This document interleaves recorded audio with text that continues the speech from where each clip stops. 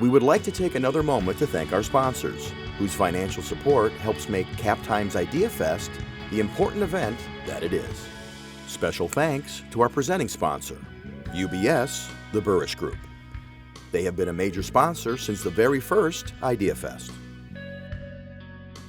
Major sponsors include HealthX Ventures, Exact Sciences, and Quartz.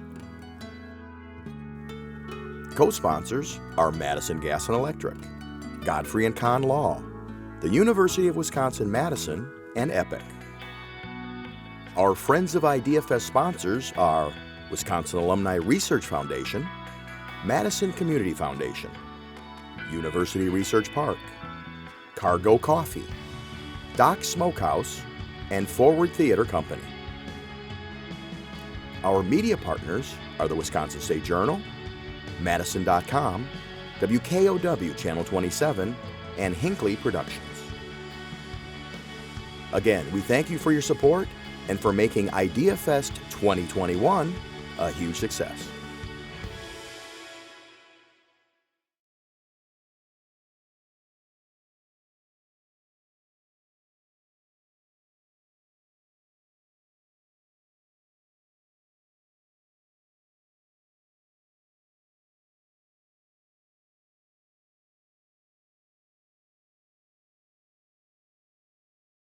I want to, Bonnie Jo has been at the Post for more than a decade and has traveled the world and this country.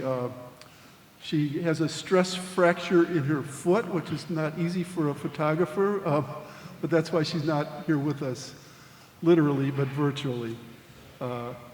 So Bonnie, you know, I want to explain that you're seeing photographs that Bonnie took for this series.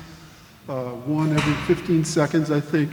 Why don't we start, Bonnie, not in specific, but tell us what they're looking at, what places in general. There's several places. I believe probably you're seeing the most photographs from Newtok, which is a native village in Alaska. And it's a village that's started to move to a different location because of climate change. You're also seeing Litsitz, which is the town that I spent time with Juliet in, and also Chesapeake Lake. It's up on the North Slope. There's a few images from a different story about scientists who were doing Arctic research, and that's also on the North Slope. There's a few images from the Magdalen Islands in Canada. And also there's some images from Tasmania, where the Tasmanian Sea is warming at a very rapid rate. Great. We'll talk about the Tasmania stuff a little later first. But Juliet, let's explain what this is about. I mean, 2 degrees Celsius. What's the genesis of that title? And by that, I mean, what's the significance of those 2 degrees to this planet? Absolutely. And first of all, I just want to say thank you to the Cap Times and, of course, to David for inviting us. It's just a pleasure to be here in Madison and to be part of such an incredible event. So it's a thrill, and especially to talk about our work. So with that, I would say that we picked 2 degrees Celsius, which is equivalent to 3.6 degrees Fahrenheit, because back in the early 90s, the leaders of nearly every nation in the world committed themselves to keeping the planet from warming by that amount by the end of the century, compared to pre-industrial levels, compared to where we were in the early 1800s, because the idea was that if we reached that level of warming broadly throughout the planet, that we would reach critical tipping points. You would see huge climate impacts on a massive, on a global scale, including the die-off of coral reefs, the thawing of permafrost, a disruption to weather patterns, whether you're talking about fires or floods, hurricanes, things like that. And so the idea was, if the world could take collective action to curb greenhouse gas emissions that are driving this warming, we would be able to avert the most dangerous consequences of climate change. And so what happened is, as we were discussing what was kind of an ambitious project we could take on, in late 2018 and early 2019. What we wanted to do, and particularly my colleague Chris Mooney had this vision, and then we came together as a group to execute it, was we know that there are many places that have already warmed by this extent. And so they are really glimpses of the future in our present. And could we go and look at them and capture how things had changed? And what's fascinating, of course, is that climate change is such a challenging subject to cover because it's gradual and happens over time. And so the idea was, if we could go to some of these places and spend time with the people who are being affected by it, they would have kind of the perspective that could let us see what kind of change has already happened and what we're in for. And when we ended up mapping the globe, and again, we had an unbelievably talented data reporter, John Myskins, who worked on this, and we consulted with scientists, we found that nearly 10% of the globe has already warmed by this extent. And one thing, just last thing I'll say, is that in 2015, when world leaders came together in Paris to forge the most recent climate agreement, under pressure from some of the most vulnerable people in the world and the most vulnerable nations, they said that they would actually try to keep warming by 1.5 degrees Celsius, that honestly you would have such huge impacts at that level. And right now we're at 1.1 degree Celsius warming already. So we have a small amount of wiggle room to meet the most ambitious goal right now that the world has committed itself to. One of the things I found interesting, which sometimes I say the obvious is only obvious after it's obvious, but to me, you think of climate change and global warming as the hot summers. But what you document is really, it's the warmer winters that make so much of the difference. Yeah, and we saw that really, everywhere from New England here in the United States to, again, whether it's Alaska or Canada or some of these other spots, Russia, that we went to, that is in some ways as, absolutely has wrought as profound changes as what's happened in the hotter times. And Juliet and Bonnie Jo spent a lot of time in Alaska, but before we get there, the series starts in New Jersey. Yeah. What's going on there?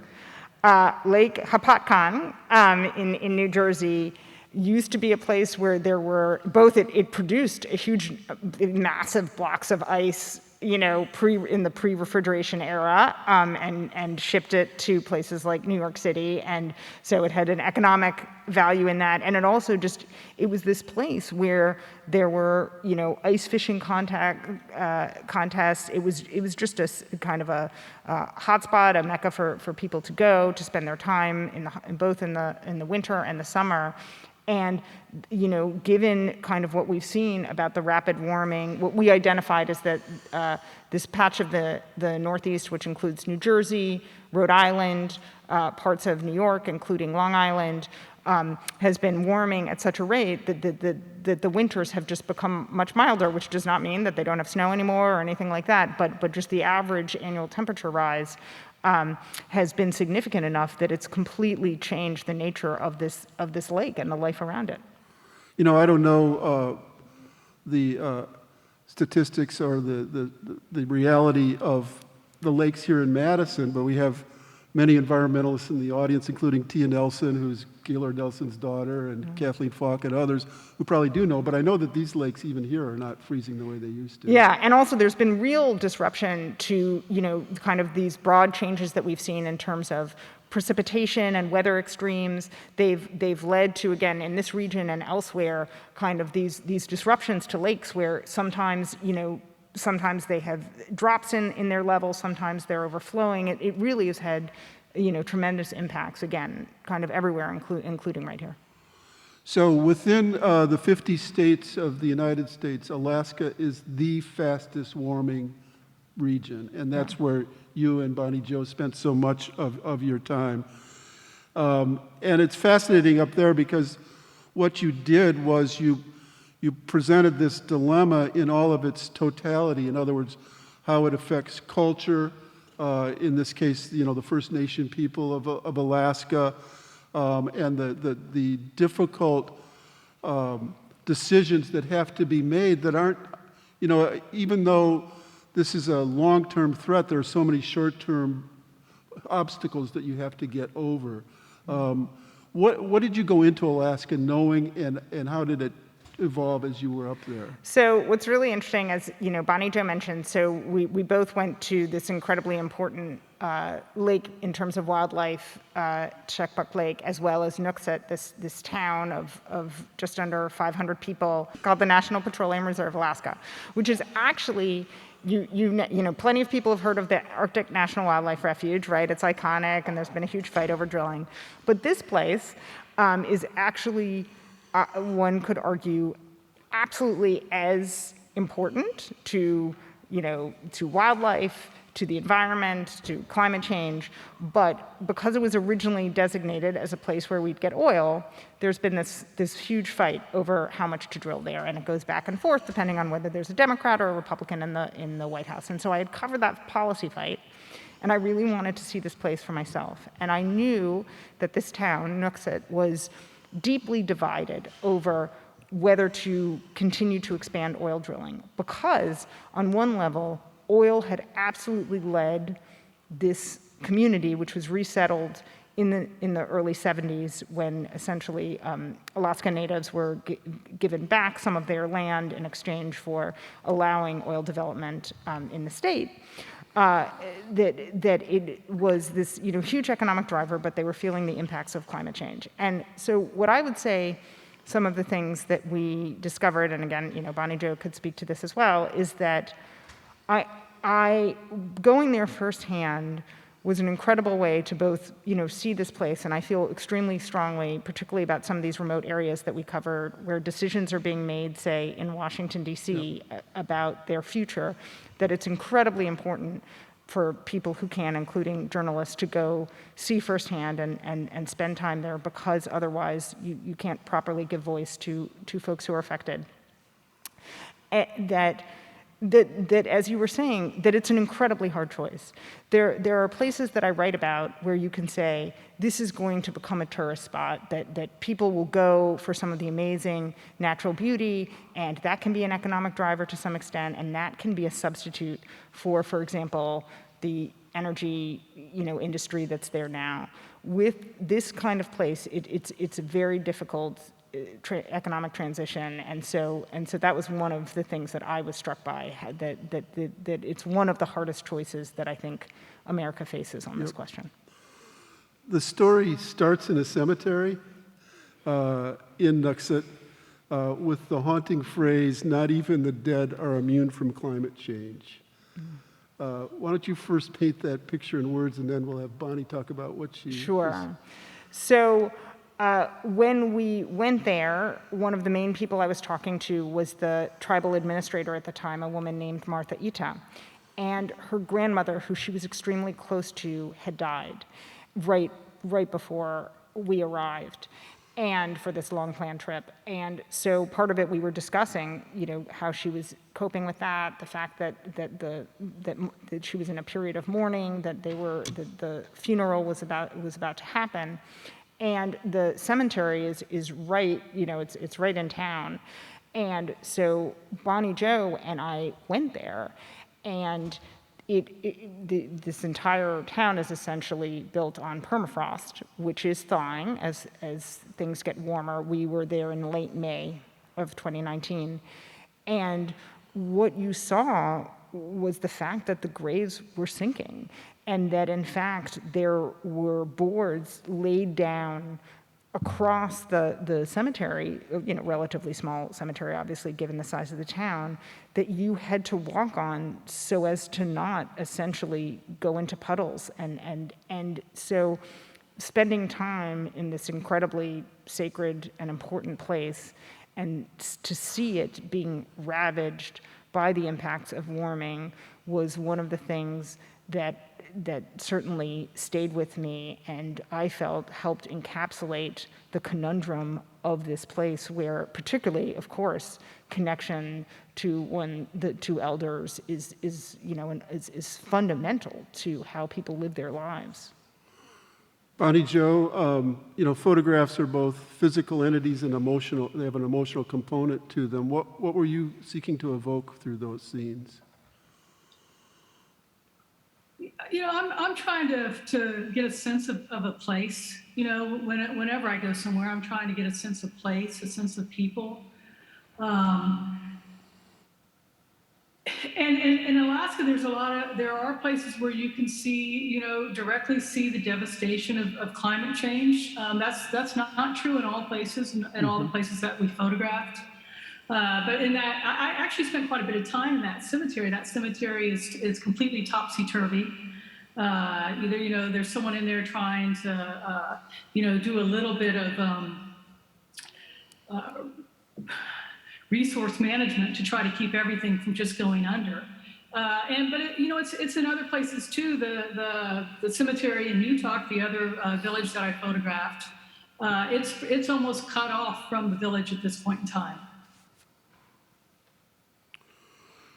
Juliet, what is it's 2 degrees Celsius, but it's a lot more than that up there, right? What is it? It is double. It is 4 degrees Celsius, which again, we did not know. Part of the interesting things is sometimes you get to actually do science on the job. And in fact, it was only when we crunched the numbers that we realized that it had warmed to that.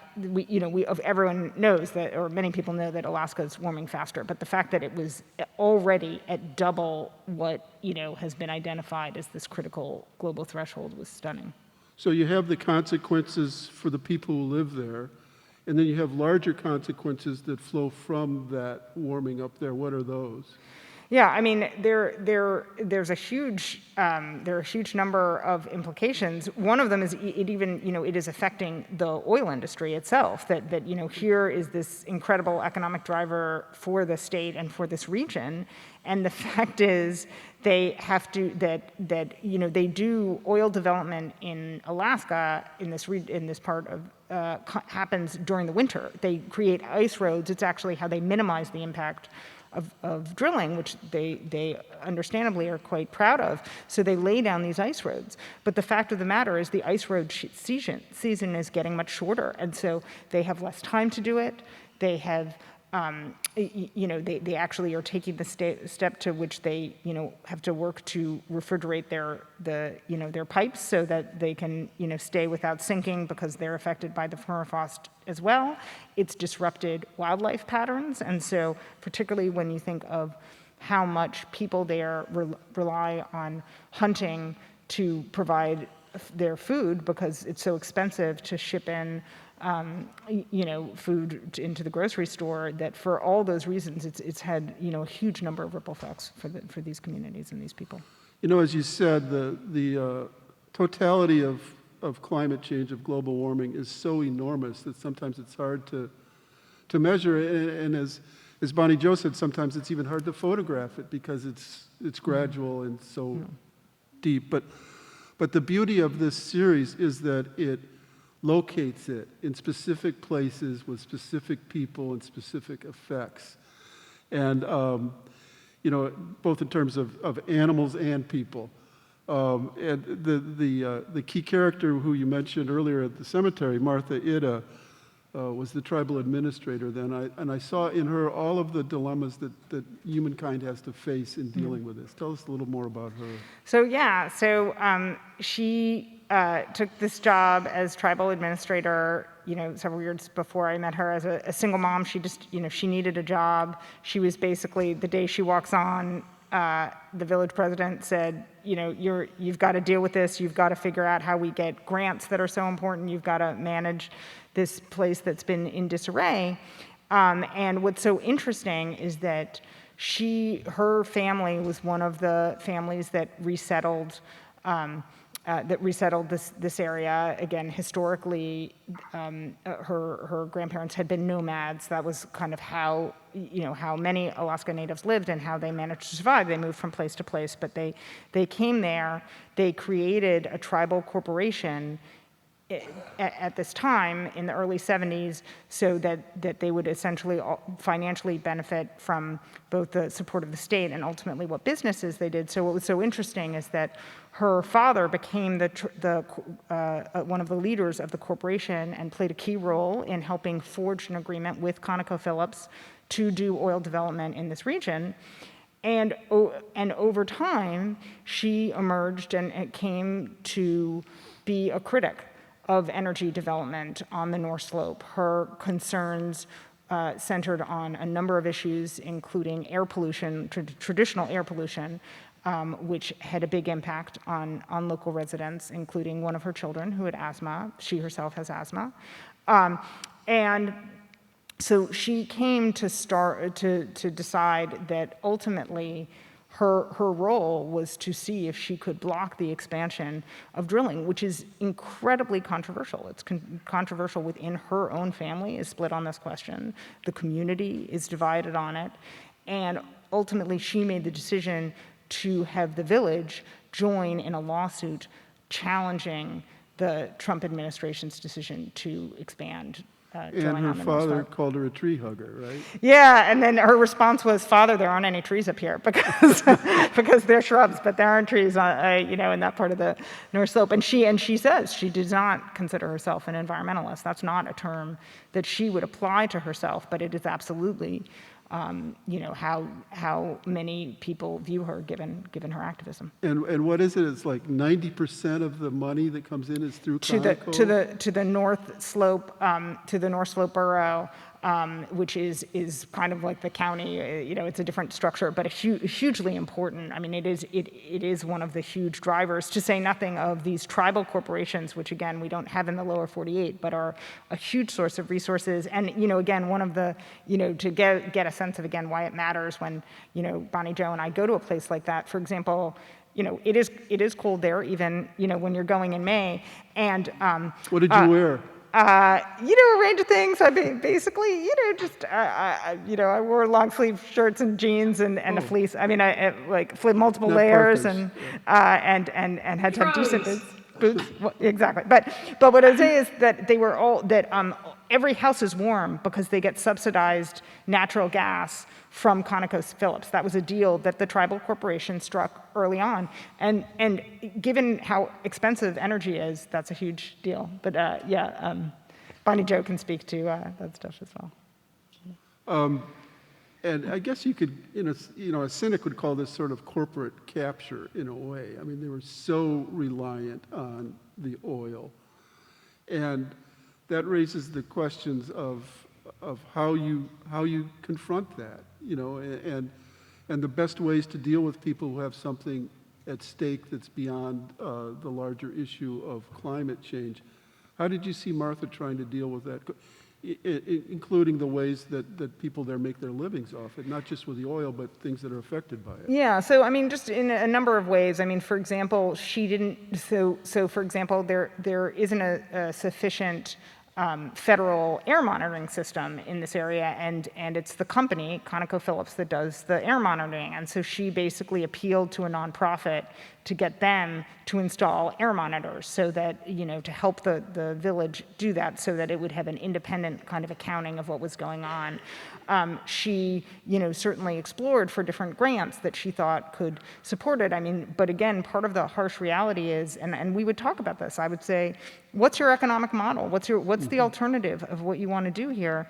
And it was hard for her to come up with a good answer. She would talk about maybe a hardware store or some other things, but basically it is difficult. I actually kind of wondered would it make sense to have a call center there? Would that help provide some employment? I asked her whether that's an option because it's a very remote area and it's hard to get jobs. And the reality is that most of the jobs are financed in some way by the oil industry, including the jobs that are funded by the borough, tribal corporations in the state.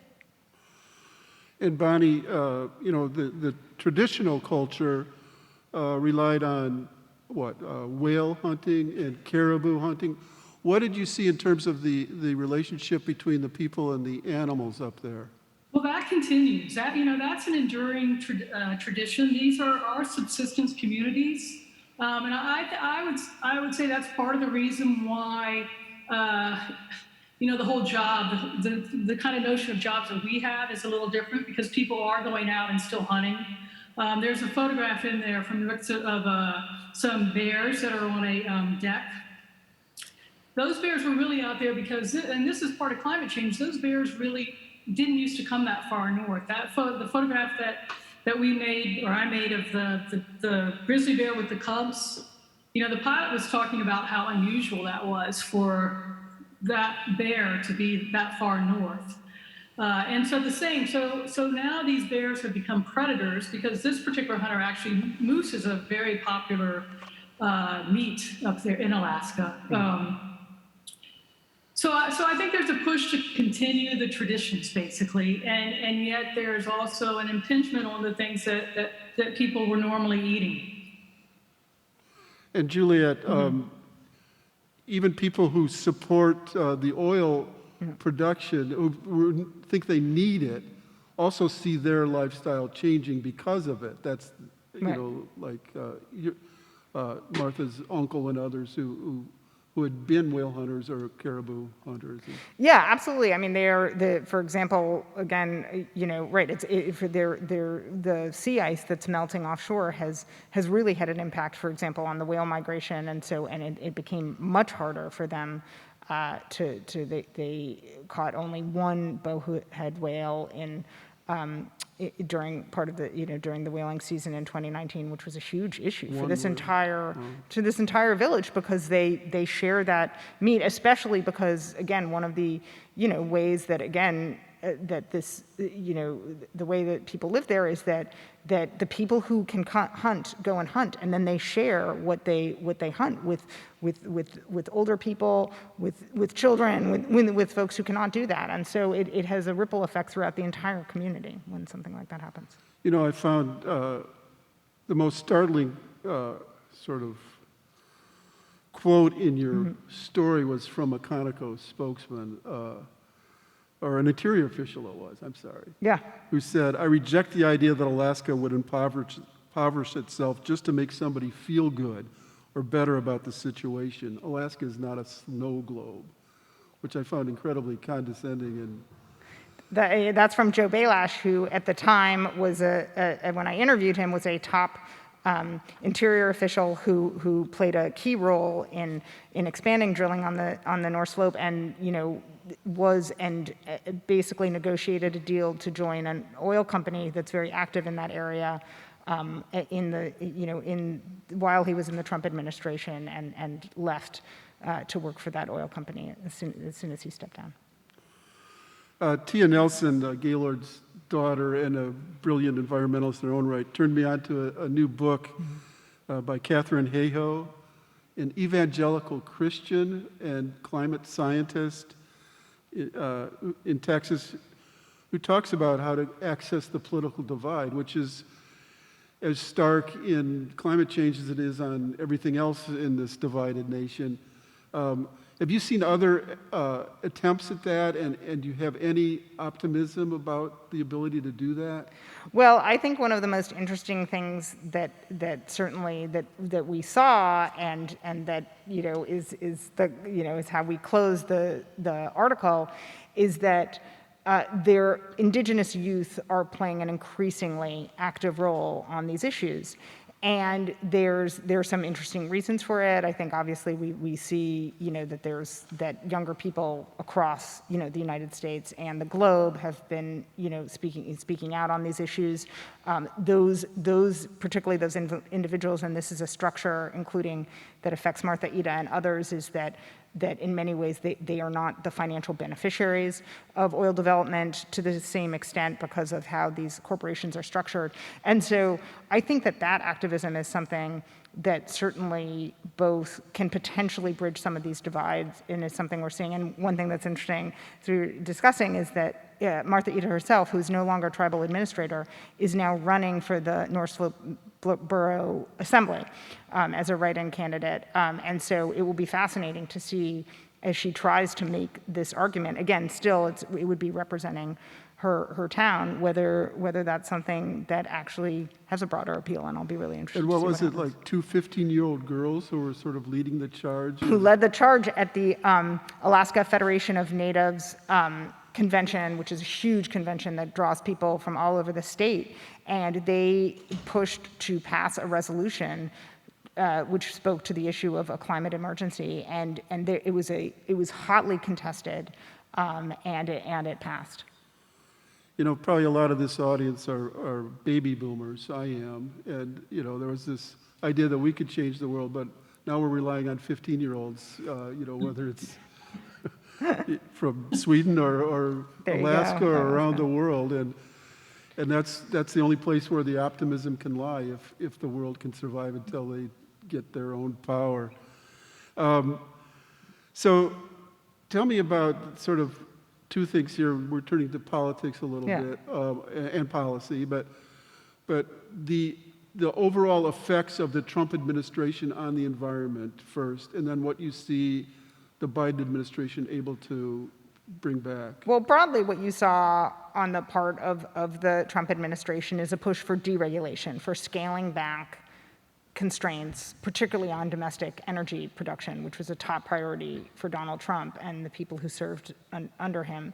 And so you certainly saw a push to, for example, expand leasing on federal land and offshore, to see, you know, to spur, for example, to scale back constraints on how industry operated in a number of levels. And I think what's interesting is that in terms of the concrete impact of those policies, it absolutely had an impact, although it wasn't quite as sweeping as you would think, given the level of activity, for a few different reasons. One is that, frankly, it's still more onerous to develop energy on federal land, and we've seen a real expansion of, you know, for example, drilling on private land, and you know, on the, you know, in many places, whether, you know, where there's shale gas and oil. And so, for example, you know, actually Barack Obama offered a huge amount in terms of oil and gas leases during his tenure, and Trump, of course, he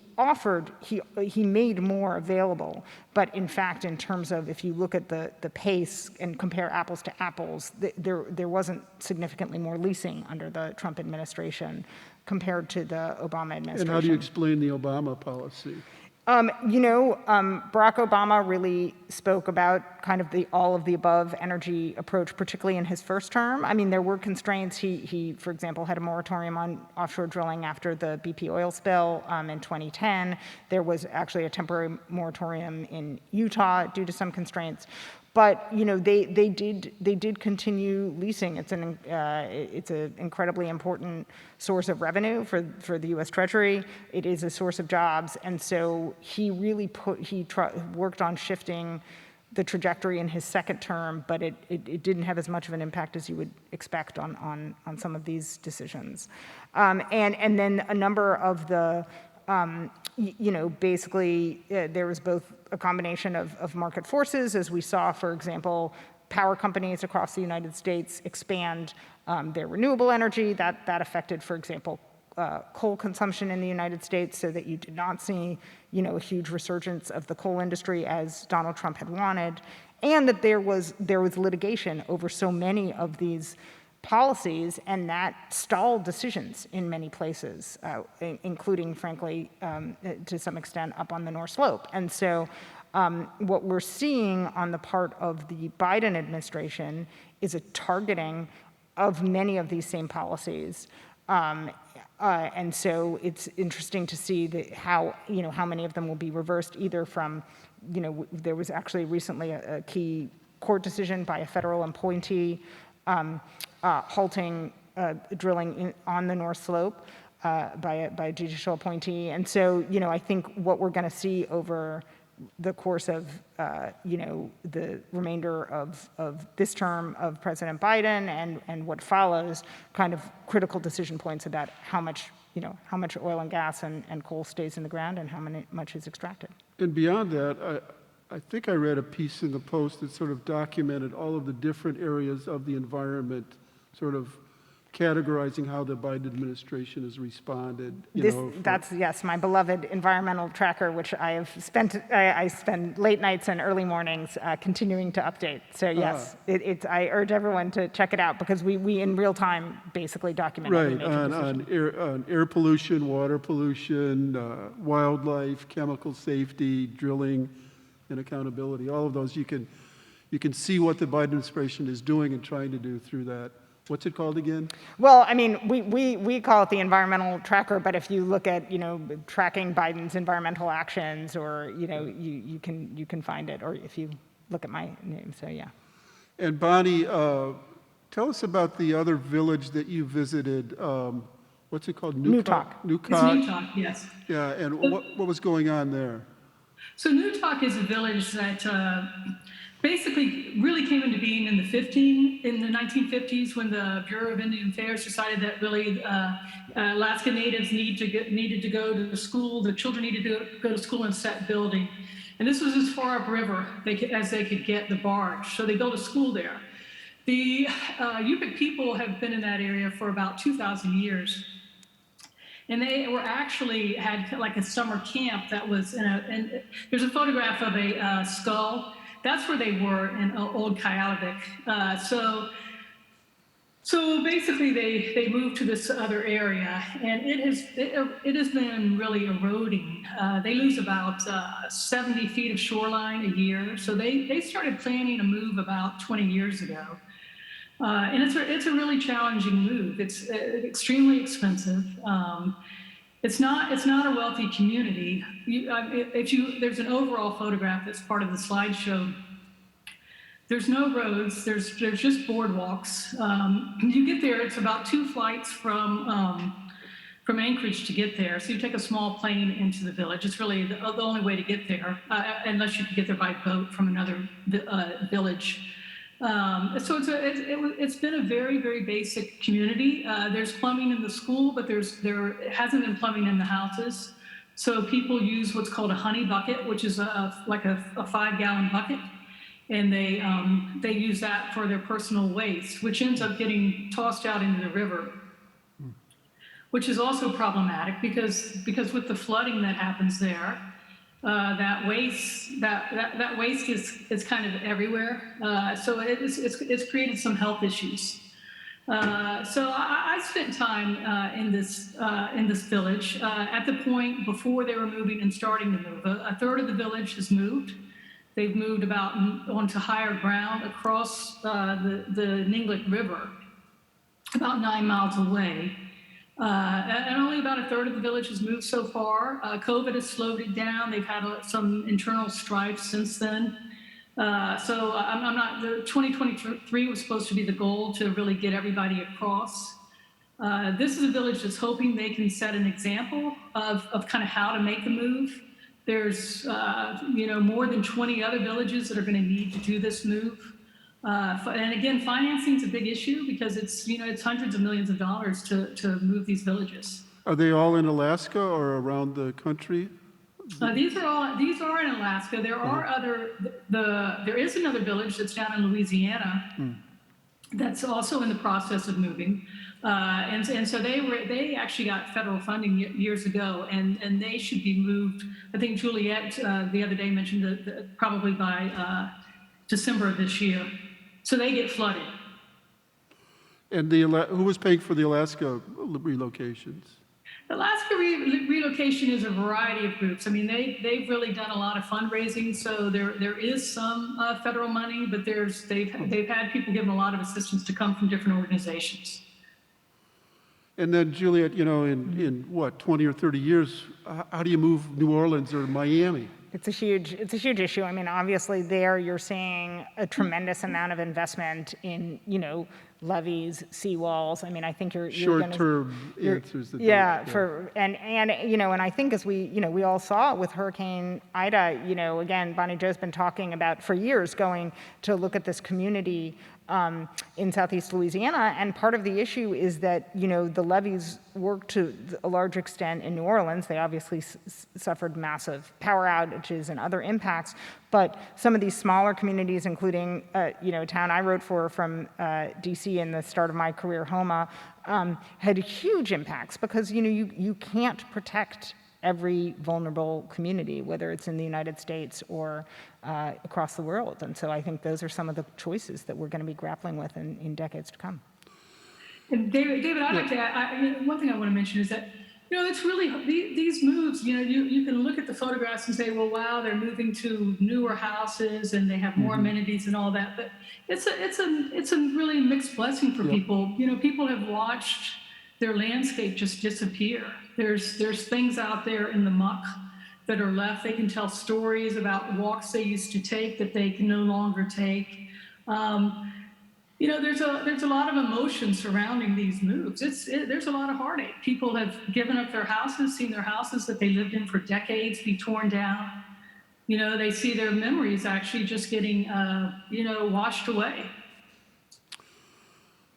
Bonnie Jo, why don't we go to the other side of the world for a minute and tell us about your exploration of Tasmania and what you found there.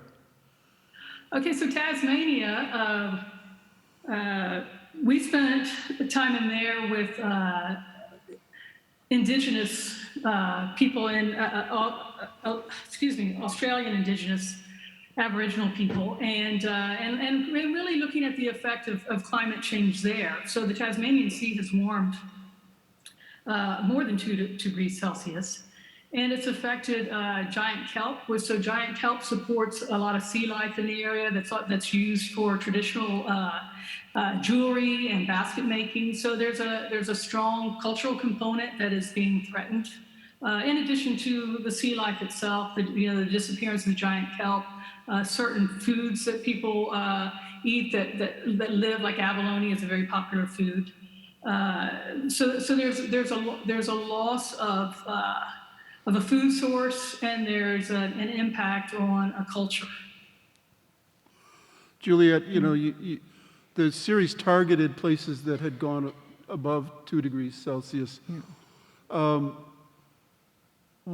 were the commonalities of those places? They seem so diverse. Take us around the world and the differences of them, and what explained it? It's I think what it was is that, one of the interesting things is that when we journeyed to these places, there's some places where it was very obvious, and there were other places, like, for example, when we talk about the Northeast, like when on that first story, I focused on Rhode Island, for example, instead of New Jersey as part of that group. And, it's interesting, there are people who are acutely aware of what's happening and are trying to respond and plan for it. And there were others where the change had been gradual, and it really took starting to ask those questions for them to think about it and talk about how things had shifted. And so, that was certainly one commonality. And, and there are people who, I would say, there are people who are obviously trying to take advantage of the opportunities, like, for example, in Siberia, where again you've had incredible permafrost thaw. There are people hunting for the bones of woolly mammoths who are trying to, who obviously are now making a living off of this impact of climate change, or obviously there are tons of people who fish, and we looked at that. I mean, partially that had an impact in Tasmania, in Chile. This was an issue. I also journeyed to, for example, Western Colorado, where farmers had, really, they again had a huge issue where water is fundamental to ranching and crop growing in this area, and they're seeing these shifts. And so, I would say that one thing that I certainly found, I think in many ways, and which in ways I think is encouraging, is that people we're quite aware of these shifts and we're grappling with the reality. I mean, again, in different ways, and I think it's not preordained. What are the decisions that they make? But I think when you get away from kind of the national political debate and spend time with people whose lives are being affected across the globe in real time, or in Qatar.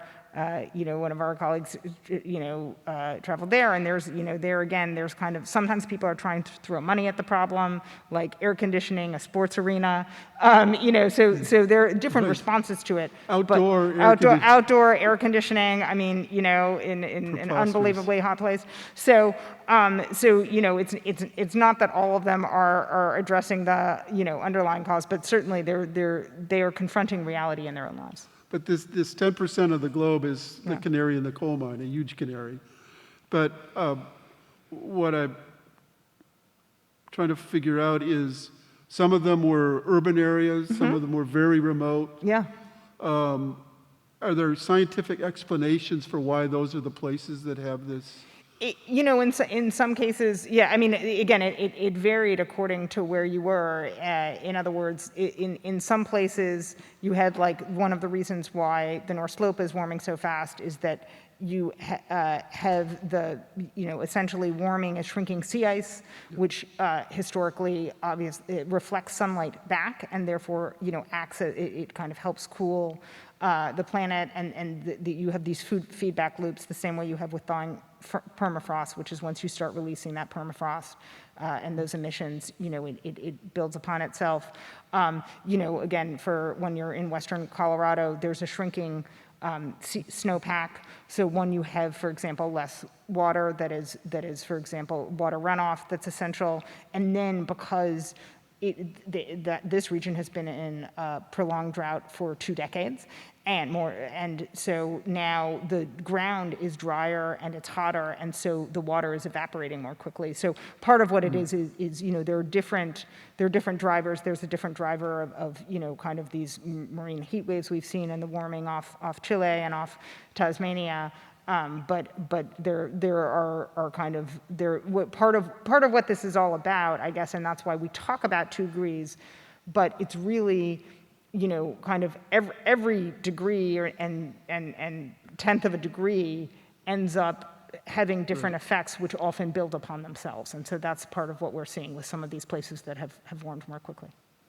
David, one thing I want to mention is, in some places they're having a little bit of a benefit. So when we were in the Magdalen Islands in Canada, which is having a huge erosion problem because of again, losing winter ice and having major storms and people afraid that their house could just fall into the Gulf of St. Lawrence, they're also having incredible lobster fisheries. They're getting more lobster than they've gotten in years and years. So for me, it's been interesting to see how in some of these scenarios, there's people who at least temporarily are benefiting. Well, that's part of the paradox of the whole situation. It's like the oil rigs that become great ocean reefs, right? Just odd things that happen like that. Let's change a bit, even with the photographs, to public lands and the Grand Staircase in Escalante. Again, it was Wisconsin's own Gaylord Nelson who was such a proponent of public lands and helping this country deal with that through Earth Day and everything else. Julia, I guess you told me that today is the 25th anniversary of the Grand Staircase? Absolutely. So what's really interesting is 25 years ago today, Bill Clinton designated Grand Staircase Escalante a huge swath of southern Utah as a national monument, using the president's power under the more than century-old Antiquities Act to put it off limits. And one thing that's really interesting about that is that it was absolutely motivated by political self-interest. Essentially, Dick Morris, who some people might be familiar with, I know you are very familiar with, a political consultant for Bill Clinton, told him that as he came close to the midterms, to his reelection, that he would benefit, and especially among swing voters, by showing that he cared about the environment. And so he made this decision, which came as a huge surprise to political officials in Utah, not a pleasant surprise, to declare this, nearly 2 million acre area off limits to development. It's an incredible site that we journeyed to, and again has been the subject of debate now for more than 2 decades. Can the back room show the Grand Staircase slides? I think they were going to. Yeah, and I think I have seen one pop up. So yes, okay. Hopefully we will move. But in the past, but yes, exactly. Right. Well, hopefully we will shift over to Utah. Very different site. All right.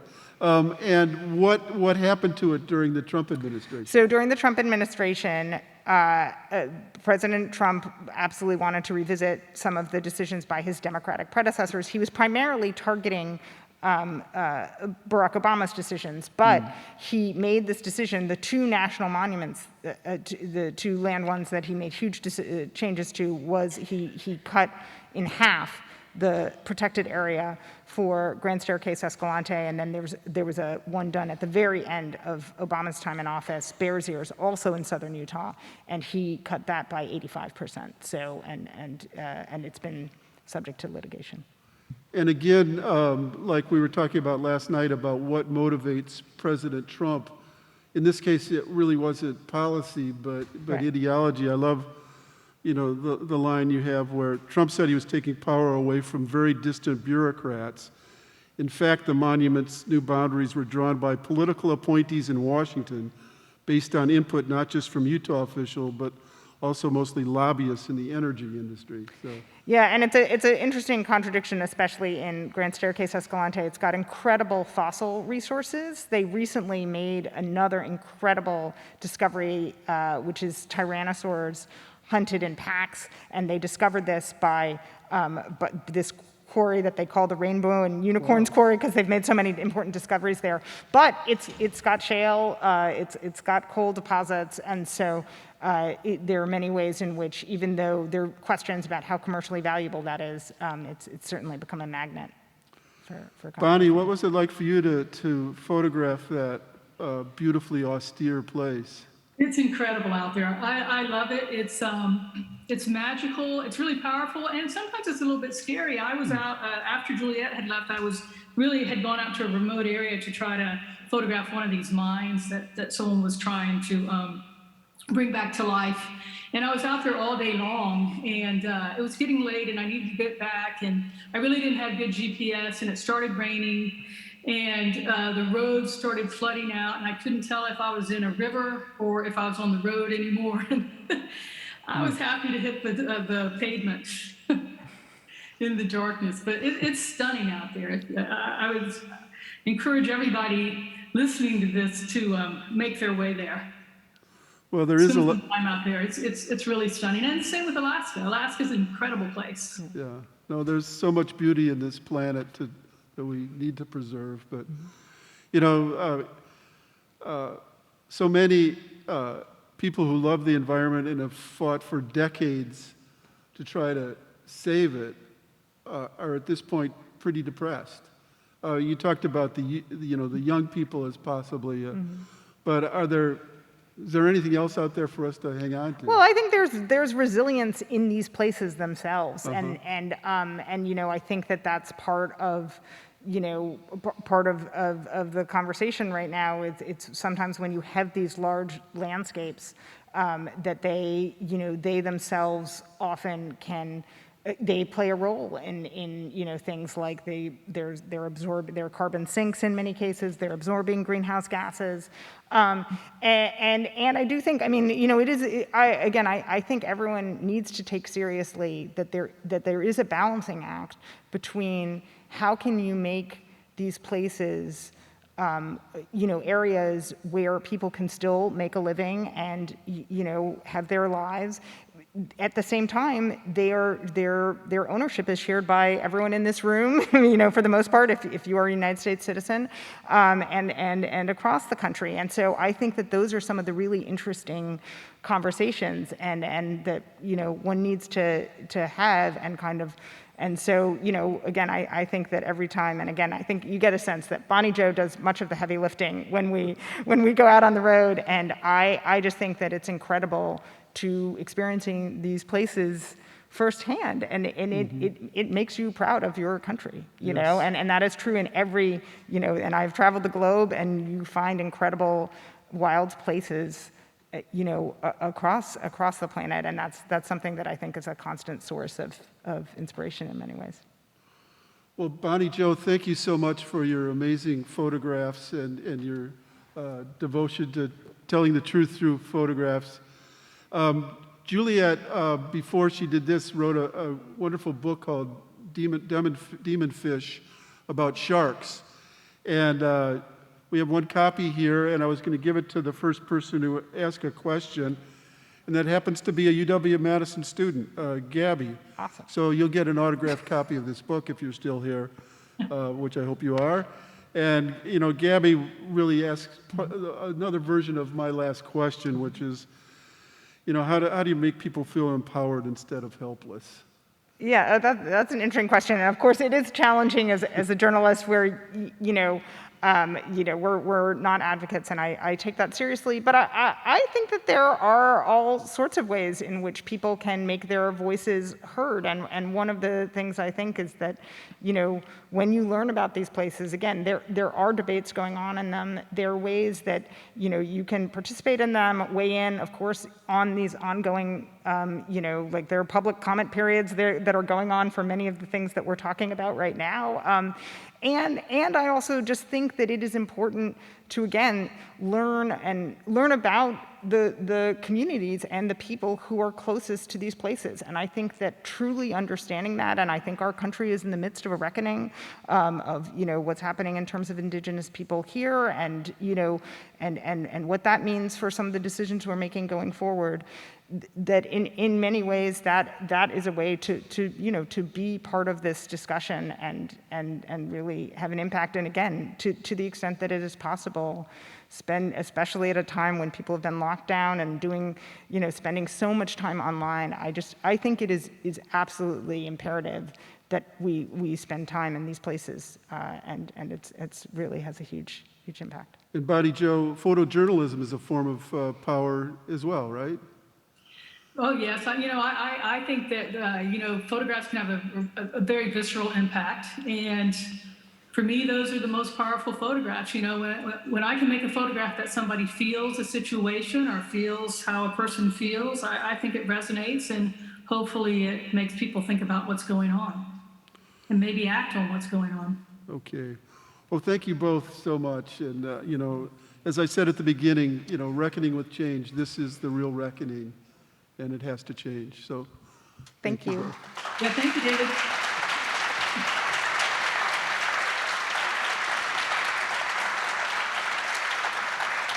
And Gabby, come get your book.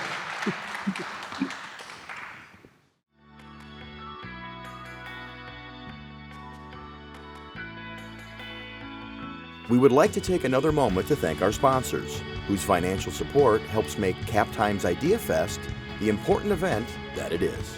Special thanks to our presenting sponsor, UBS, the Burrish Group. They have been a major sponsor since the very first Idea Fest. Major sponsors include HealthX Ventures, Exact Sciences, and Quartz. Co-sponsors are Madison Gas and Electric, Godfrey and Kahn Law, the University of Wisconsin-Madison, and EPIC. Our Friends of Idea Fest sponsors are Wisconsin Alumni Research Foundation, Madison Community Foundation, University Research Park, Cargo Coffee, Doc Smokehouse, and Forward Theater Company. Our media partners are the Wisconsin State Journal, Madison.com, WKOW Channel 27, and Hinckley Productions. Again, we thank you for your support and for making Idea Fest 2021 a huge success.